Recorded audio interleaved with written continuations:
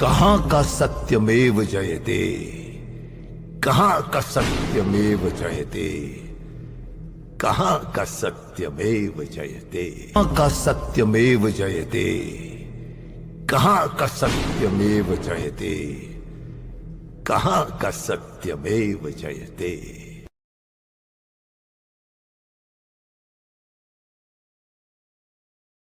शुरू किया, price street money shelter scheme शुरू किया। 79-80 हम आते थे, वो बैन हो गया। मैं बैन हो गया, तुरंत रीपेमेंट की बात आ गई। वो सब तो देखना पड़ा, झेलना पड़ा, समझना पड़ा, करना पड़ा। तब तक मैं उसको उठाकर अनइनकॉर्पोरेटेड बॉडी में ले गया। सहारा इंडिया एक फॉर्म बनाया, अनइनकॉर्पोरेटेड बॉडी मतलब पार्टनरशिप फॉर्म। 1982 तक आते आते बैंकिंग अमेंडमेंट एक्ट हुआ, जिसमें चैप्टर 3C में 65S की जो अमेंडमेंट आई, उसमें वो बंद कर दिया गया। उसको भी जल्दी जल्दी बंद करके उसको भी रीपेमेंट करने की सारी तैयारी करनी पड़ी। उसके बाद जाते जाते हाउसिंग फाइनेंस कंपनी था, जिसमें कोई सीलिंग नहीं था पैसा उठाने का। हम लोग फिर उसमें जम किए, और जम करने के बाद उसको मैं शुरू किया। आते आते बस 2 साल बीतते बीतते उसमें सीलिंग आ गया। पहले 15% आया, फिर 10% आया, और फिर 4% आ जाए। और आज उस 4% का भी किसी को कोई परमिशन नहीं है उसमें पैसा उठाने का। तब भाग के गया म्यूचुअल बेनिफिट कंपनी, और म्यूचुअल बेनिफिट कंपनी सिर्फ 1.5-2 साल काम कर पाया था। फिर उसको बंद कर दिया गया, उसको भी रीपेमेंट करना पड़ा और तमाम बातें करनी पड़ी। तब तक आ गया registered non banking company. Registered non banking company करीब करीब 18-20 साल लेके हम चले। बहुत अच्छी तरह चले, बहुत अच्छा आगे बढ़ा, बहुत सुंदर उसकी प्रगति थी। उसको भी एकदम बंद कर दिया गया। क्यों किया गया? इन बातों को अभी नहीं उठाते, बंद कर दिया। रेगुलेटर्स ने बंद कर दिया उसको भी रीपेमेंट हमको सब करना पड़ा। वो FCD में आया, अब उसको डंडा मार के बंद कर दिया गया है। तो FCD बंद हो गया, तो वहां से भी अब कोई पब्लिक मनी नहीं उठाया जा सकता है। एक है कोऑपरेटिव बचा हुआ, जो कोऑपरेटिव क्रेडिट सोसाइटी बन सकता है, मगर वो कोई नया जवान, कोई नया एंटरप्रेन्योर वो सोच भी नहीं सकता, उपाय नहीं उसके लिए, कर ही नहीं सकता उसको। मैं बहुत सोच समझ इस बात को कह रहा हूं, इस विषय को बहुत अच्छे से समझता हूं। आज हिंदुस्तान में कोई हुनर नौजवान कुछ नहीं कर सकता, बड़ा बिजनेस नहीं कर सकता। अगर मुझे आज 2 लाख से शुरू करने को मिलता 2000 की जगह, मैं अपने जीवन काल में 5-10 करोड़ से ज्यादा व्यवसाय नहीं कर पाता, चाहे कितना भी हुनर हो। कोई नहीं कर सकता है। पूंजी की बात जब आती है तो 4 प्रकार से 4 उपाय है पूंजी प्राप्त करना। कोई भी नौजवान को जिसमें हुनर है, इच्छा शक्ति है, प्रबल इच्छा शक्ति है, और वो आगे बढ़ने की हर तरह की क्षमता रखता है। या तो बहुत बड़े घर का बच्चा हो, जो बैंक में, जिनके घरों परिवार में करोड़ों रुपए रखे गए हो, वो उनमें से पैसा निकाल के कोई व्यवसाय शुरू कर सकता है। मगर मैं समझता हूं आज हिंदुस्तान में ऐसे परिवार 2-3 लाख से ज्यादा नहीं होंगे, मगर 40 लाख परिवार है इस देश में। और अगर कुछ प्रतिशत को निकाल दिया जो बहुत डाउन ट्रोडन है, तो उसके बाद भी 18-20 लाख परिवार है जिन परिवारों को, बच्चों को आगे बढ़ने की पूरी क्षमता देखने को मिलती है। उसके बाद उनके पास 3 उपाय है। या तो वो बैंक में जाए, फाइनेंशियल इंस्टीट्यूशन में जाए पूंजी के लिए। बात विकास की हो रही है तो इन बातों को जानना समझना बहुत जरूरी है। मैं यहाँ पे एक चीज और कहना चाहूंगा, बीते हुए बात को, बहुत सी बातों को शायद नहीं भी करना चाहिए, मैं भी नहीं मानता हूं, मगर बीते हुए बात को या कुछ बातों को जब तक विश्लेषण न करें, हम आगे को कभी अच्छा नहीं कर सकते हैं, सुंदर नहीं बना सकते, उत्पादक नहीं बना सकते। आज कोई बैंक में जाता है नौजवान, उसे 2 करोड़ का कोई व्यवसाय शुरू करना है, तो सबसे पहले तो उसको 60 लाख रुपया कैश चाहिए मार्जिन मनी के लिए। 2 करोड़, 2.5 करोड़, 3 करोड़ का उसके पास एसेट होना चाहिए परिवार का, जिससे कि वो एक व्यवसाय शुरू कर सके, लोन पा सके। उसके बाद और भी तरह तरह के खर्चे हैं, आप लोग सब समझते हो। उन बातों करने के बाद ही वो कुछ प्राप्त कर सकता है। अगर वो नहीं है, वो चुपचाप बैठ के नौकरी ढूंढेगा और कुछ नहीं कर सकता। दूसरा उपाय हम लोग पास होता है, शेयर मार्केट में जाएं, IPO लेके जाएं। ऐसा नहीं हो सकता है, क्योंकि एक नया संस्था या नया व्यक्ति, एक एंटरप्रेन्योर, उसको नई शुरुआत करनी है तो सोच भी नहीं सकता। बॉम्बे आके IPO की बात सोचना भी, मैंने ख्वाब में नहीं सोच सकता, हो भी नहीं सकता ये। उसे बहुत बड़ा बन उसे बैलेंस शीट जब बहुत बड़ा बन जाएगा तब सोचना शुरू करेगा, मगर पहले बैलेंस शीट बड़ा कैसे बनेगा, पहले उसकी स्थिति को देखनी होगी। तो वो भी कोई उपाय नहीं है जो वो जाके इक्विटी मार्केट से कोई 1 रुपया भी प्राप्त कर सके, नहीं कर सकता है। तीसरा उपाय पब्लिक मनी उठाने का, जो लोग कर सकते थे कर सकते हैं, अब नहीं कर सकते हैं। पब्लिक मनी उठा के, जिसको मैं डेट मार्केट की बात करूंगा।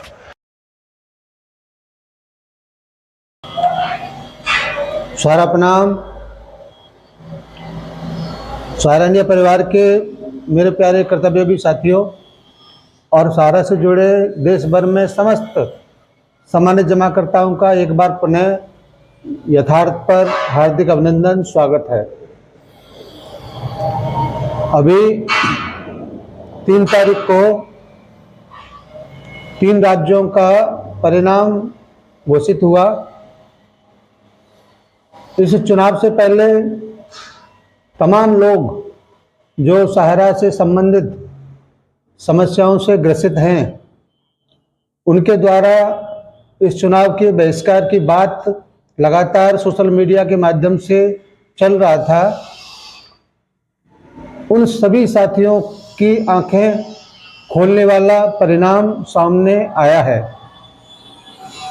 आपको यह जानकर आश्चर्य होगा कि बहुत सारे लोगों ने नोटा का बटन भी दबाया, लेकिन चुनाव को प्रभावित करने की ताकत वाला काम उन्होंने नहीं किया।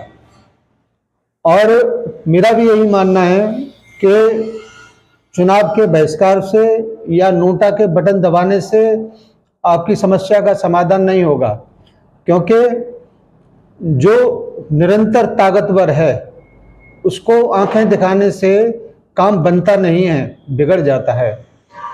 हम और आप ये कोशिश कर सकते हैं कि जो ताकतवर पक्ष में है उसके प्रतिनिधि के पास जाकर अपनी समस्याओं को ठीक तरीके से अगर प्रस्तुत करते हैं तो निश्चित रूप से आपकी समस्याओं का समाधान होने की संभावनाएं नोटा के बटन दबाने से ज़्यादा आसान है। आप अब इस बात को भी कह सकते हैं कि ये तो क्षेत्रीय चुनाव था, अब हम 2024 में इस बात को प्रमाणित करेंगे। तो मेरा फिर से ये मानना है कि 2024 के चुनाव को भी छोटे छोटे टुकड़ों में कोई प्रभावित कर नहीं सकता। अपनी बातों को मनवाने के लिए आप अगर इस तरीके की मुहिम चलाएंगे तो निश्चित रूप से आप गलत दिशा की तरफ अग्रसर होने का काम करेंगे। अगर आप सही दिशा में जाने का प्रयास करना चाहते हैं तो एक बार पुनः अपने अपने परिक्षेत्र में आपको अपनी ताकत को आजमाने का अवसर मिलना चाहिए। अगर आपकी ताकत सामूहिकता के रूप को बड़ा रूप बना लेती है तो निश्चित रूप से आपकी बात को माना भी जा सकता है। वैसे भी मैं ये बात निरंतरता के तौर पर कहता चला आ रहा हूँ कि माननीय सुप्रीम कोर्ट, सहकारिता मंत्रालय और सहारनिया परिवार जमाकर्ताओं के भुगतान को लेकर जो भी कार्य पद्धति को अपना रखा है वो निश्चित रूप से थोड़ा जटिल जरूर है, लेकिन अगर इसको सुलझाया जाए, थोड़ा सा आसान किया जाए तो भुगतान बड़ी आसानी के साथ हो सकता है। चुनाव का बहिष्कार इस समस्या का समाधान नहीं हो सकता। अगर हम जो पिछली वीडियो में मैंने बात को बोला था उस बात को मैं पुनः दोहराना चाहूँगा कि अगर हम अपने जनप्रतिनिधि के पास अगर 100 कार्यकर्ता भी अगर जाते हैं और 100 कार्यकर्ता अगर 10-10 जमाकर्ताओं को अगर लेके जाते हैं तब भी बहुत बड़ी संख्या उस जनप्रतिनिधि के पास पहुंचेगी और वहां पर वरिष्ठ का ये नैतिक कर्तव्य बनेगा कि अपनी बात को पोर्टल पर जो भी समस्याएं हैं उन समस्याओं को अच्छी तरीके से प्रेजेंट करे, अच्छी तरीके से प्रस्तुत करे, तो निश्चित रूप से उच्च नेतृत्व तक आपकी बात को जरूर रखा जा सकता है। जरा आपको याद करना होगा कि हम 2021-2022 में जिस तरीके से अपनी बातों को अपने जनप्रतिनिधि तक रखा, वहाँ पर उनके सामने जमाकर्ताओं की प्रॉब्लम को रखा, कार्यकर्ता की प्रॉब्लम को रखा, उसमें से बहुत सारे लोगों ने संसद में खड़े होकर वहाँ के प्रतिनिधि के तौर पर अपनी बातों को सरकार के समक्ष रखने का प्रयास किया। अगर इसी तरीके के प्रयास हम अगर पुनः दोबारा से बड़ी संख्या में अगर करते हैं, रेगुलर रूप से करते हैं, हर परिक्षेत्र में करते हैं, तो निश्चित रूप से आपकी समस्या के समाधान के लिए शीर्ष नेतृत्व को भी ये बात सोचना पड़ेगा। आप अपने प्रतिनिधि पर थोड़ा सा दबाव बना सकते हैं संख्या बल के आधार पर। अगर आप छुटमुट तरीके से अगर वहां पर जाएंगे तो निश्चित रूप से आपकी वो बात जो असरदार हो सकती थी वो असरदार नहीं होगी। सारा प्रणाम। आज हमारे कार्यालय पर हमारे सहयोगी साथीगण उपस्थित हैं और एक योजना बनाया गया है और मुझे उम्मीद है कि पूरे भारत में इसी प्रकार की योजनाएं वहाँ के प्रबंधक या वरिष्ठ करेंगे, जो एक बहुत प्रभावी योजना हो सकती है। हम अपने यहाँ के सांसद महोदय को पूरे तथ्य आंकड़े पोर्टल के माध्यम से और जमाकर्ता की जो प्रॉब्लम है उसके बारे में अवगत कराने के लिए जाएंगे और ये उम्मीद की जाएगी कि सांसद महोदय हमारी जमाकर्ताओं की प्रॉब्लम, कार्यकर्ताओं की प्रॉब्लम को सरकार के समक्ष रखेंगे, माननीय अमित शाह के समक्ष रखेंगे कि ये पोर्टल इतना जटिल है कि कोई भी जमाकर्ता इस पोर्टल पर अपनी डिफिशियंसी को दूर नहीं कर सकता। इसलिए हम अपने जनप्रतिनिधि के पास जाकर अपने दुख दर्द के बारे में बताएंगे कि इस प्रॉब्लम को सॉल्व करें और सहारनीय परिवार के कार्यालय से ही पेमेंट की व्यवस्था कराने की जिम्मेदारी सहारनीय परिवार को दें, जिससे कि एक एक जमाकर्ता जो बहुत लाचार है, मजबूर है और ज़रूरतमंद है, उसको उनकी ज़रूरतों को सहारनीय परिवार के ऑफिस से पूरा किया जा सके। और सहारनीय परिवार से भी मैं ये अनुरोध करना चाहूँगा कि जो कार्यालय खुले हुए हैं वो तो ठीक है, लेकिन जो कार्यालय बंद हैं वहाँ के कार्यकर्ता की प्रॉब्लम को समझते हुए वो कार्यालय खुलवाए जाएं और पेमेंट की व्यवस्था सहारा के काउंटर से किया जाए। ये पूरे भारत में ऐसा अभियान समस्त कार्यकर्ताओं के माध्यम से, वरिष्ठों के माध्यम से एक पहल करनी चाहिए, जिससे कि सरकार के कानों तक जमाकर्ता की आवाज़ पहुँचे, कार्यकर्ता की आवाज़ पहुँचे। क्योंकि पोर्टल पर जितनी डिफिशियंसी है उसको दूर करने का ताकत न तो कार्यकर्ता के अंदर है न ही जमाकर्ता के अंदर। अब ये जिम्मेदारी सरकार की है कि हमारी समस्याओं को वो कैसे दूर करेगी। बहुत बहुत धन्यवाद।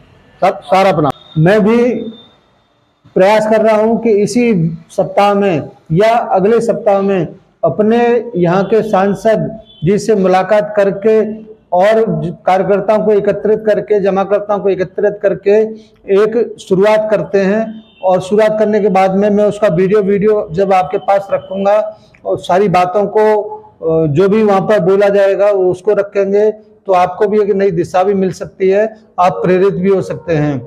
मेरे परिक्षेत्र के आसपास जितने भी परिक्षेत्र हैं, चाहे आगरा हो, अलीगढ़ हो, कासगंज, एटा, जितनी जगह पर ये सांसद महोदय उपस्थित रहते हैं, वहाँ के लोगों को भी मैं आह्वान करना चाहूँगा कि आप भी थोड़ा सा प्रयास करें। थोड़ा सा प्रयास करेंगे तो आपको अपेक्षित परिणाम जरूर मिलेंगे। क्योंकि पोर्टल की समस्या एक व्यक्ति की नहीं है और चंद व्यक्ति उसको सॉल्व भी नहीं कर सकते। अगर इसको सामूहिकता के आधार पर अगर करते हैं तो इसमें सुधार की गुंजाइश भी बनी रहेगी। वैसे रिसबमिशन वाला जो पोर्टल लॉन्च हुआ है उसमें काफ़ी हद तक समस्याएं मुख्यालय स्तर से भी दूर हो सकती हैं। जो जमाकर्ता अपना पास से अपने तरफ से अगर वो कुछ कमियां जो छूट गई होंगी उनको अगर दूर करता है, नाम मिसमैच का अगर कोई आपके पास प्रूफ है उसका, एफिडेविट लगा के उसको दूर किया जा सकता है। अगर आप कर सकते हैं तो उसको करिए, अन्यथा जो संस्था का काम है वो संस्था जरूर इसमें आपका सहायता करेगा, तो इसके परिणाम जरूर सामने आएंगे। मैं इस बात को लेकर भी थोड़ा सा निराश हूँ कि जो अभियान हम लोगों ने चला रखा है उस अभियान में बहुत कम लोगों की मात्रा इस अभियान से जुड़ा हुआ है। सब लोग अपने अपने कार्यों में बिजी हैं, कोई भी सहयोग करने के लिए तैयार नहीं है। अगर आप देखेंगे कि जो फेसबुक पर या जो सोशल मीडिया पर मैं पोस्ट डाल रहा हूं, तो उसमें एक पोस्ट 32,000, 33,000, 15,000, 20,000 तक ही पहुंच पाती है। इस संख्या से कतई आपकी समस्या की आवाज वहां तक नहीं पहुंच सकती। अगर आप सोशल मीडिया पर ही सभी उच्च अधिकारियों को टैग करके अपनी बातों को रखेंगे, तब भी थोड़ा बहुत असर हो सकता है। पर सबसे ज्यादा असर केवल और केवल आपके जनप्रतिनिधि तक, आपकी प्रेजेंटेशन के ऊपर डिपेंड करता है कि आप अपनी आवाज को, अपनी समस्या को किस तरीके से प्रेजेंट करते हैं, तो निश्चित रूप से उसका असर बहुत दूर तक जाएगा। मैं अपनी पोस्ट की कुछ 2-3 स्क्रीनशॉट आपके पास दिखाना चाहता हूं, आप प्लीज इसको जरूर देखिए।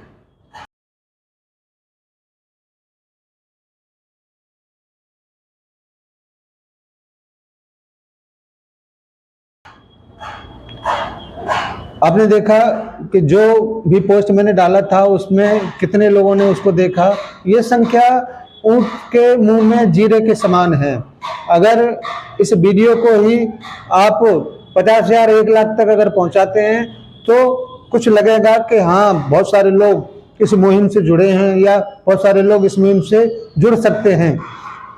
इसमें मेरा व्यक्तिगत तो कोई स्वार्थ नहीं है। स्वार्थ केवल इतना है कि हम अपने जमाकर्ताओं को कैसे रिलीफ दे सकते हैं।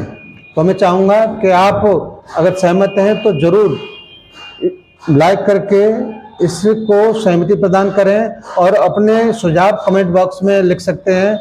मैं आज ज़्यादा कुछ नहीं कहूँगा, केवल इतना ही कहूँगा कि प्लीज़ सहयोग करिए, सबको सहयोग करिए। जमाकर्ता, कार्यकर्ता के रूप में आप फ्रंट पे आइए, तो निश्चित रूप से हम अपने मकसद में कामयाब जरूर होंगे। जय हिंद, सदर सारा प्रणाम। न ठिकाना न राखी इन दिशाओं में, जैसे एक कश्ती कागज की दरियाओं में बहती है। साहिल से मिला दे कोई, आते जाते सबसे कहती है। थाम के इस कश्ती को किसने पार लगाया, उड़ते तिनकों को किसने तलवार बनाया। किसने जोड़े ये तिनके, किसने खोले द्वार विशाल।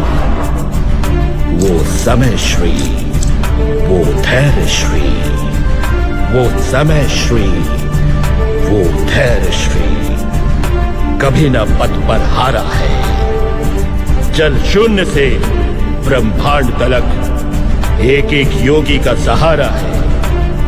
वो जो अग्निपथ पर चला, अंगारों पर कुंदन का ढला। वो शिखर पुरुष, वो नीलकंठ, वो शिखर पुरुष, वो नीलकंठ पतझड़ में रहकर दिए वसंत। उड़ा ऊंचे गगन में, रहा ध्यान धरे, सुनी हृदय गति कान धरे। घिरा रहा ऊंची मीनारों से, फिर भी जुड़ा पुकारों से। वो सत्य है, सब ध्यान सुनो, वो सत्य है, सब ध्यान सुनो। ऊंचा करता है मान सुनो। जो छोड़ गए वो दूषित थे, लालच असत्य से भूषित थे। ये टिका यहीं सत्य विशाल, ये टिका यहीं सत्य विशाल। ज्यों कैलाशपति, ज्यों चंद्रभाग, खुद जलकर अथक भट्टी में उसने तुमको निखारा है। ये कर्म वही, ये धर्म वही, जन जन गण गण का सहारा है। जब कोई नहीं था जीवन में, उसने बाहें फैलाई थी। हर अंधकार में उसने ही जीवन ज्योति जलाई थी। तुम भी उठो, हुंकार बनो, तुम भी उठो, ओंकार बनो, एक तिनके से तलवार बनो, एक तिनके से तलवार बनो, एक तिनके से तलवार बनो। मैं सहारा इंडिया परिवार को धन्यवाद देना चाहता हूं, जिन्होंने 300 शहीद परिवारों की पूरी देखभाल करने का जिम्मा लिया है। हमें विश्वास है कि इस तरह के और भी परिवार मैदान में आएंगे और देश के प्रति अपने कर्तव्य का पालन करेंगे।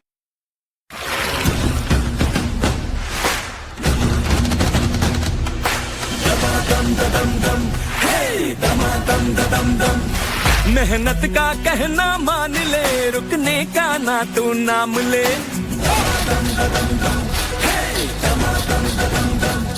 उम्मीद है, अरमान है, हम खुद अपनी पहचान है। हम हैं सहारा, हम हैं सहारा, विश्वास की बहती धारा।